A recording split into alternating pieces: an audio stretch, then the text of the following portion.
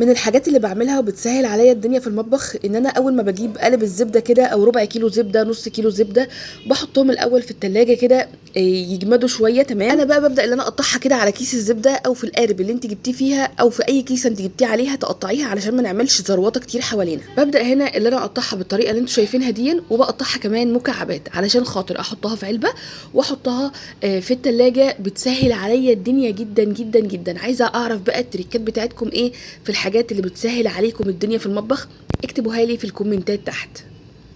لما باجي بقى اطبخ بعمل ايه؟ بطلع العلبه واخد منها بالمكعب كده واطبخ بيها. تمام، انما لو هعمل كيكه ولا حاجه اخد كذا مكعب واحطهم بحطهم في الكوبايه وبحطهم بعمل لهم حمام ميه دافيه. لا، علشان انا طبعا ما عنديش ميكرويف، انما لو عندكم ميكرويف الدنيا هتبقى اسهل. شفتوا بقى الكيسه اللي انا قطعت عليها؟ شلتها على طول وطبقتها ورميتها كده زي ما انتم شايفين، وهي دي العلبه اللي بحطها فيها. بجد حلوه جدا. ولو انتوا بتعملوا كده اكتبوا لي في الكومنتات، واي تريكات تانية في المطبخ اكتبوها لي في الكومنتات تحت. اهم حاجه بقى ما تنسوش تكتبوا لي بتتابعوني منين، ولو وصلتوا لهنا تصلوا على النبي وتتابعوني. انا ساره جمال من بورسعيد. باي باي حلوين. بابا حميد لايك.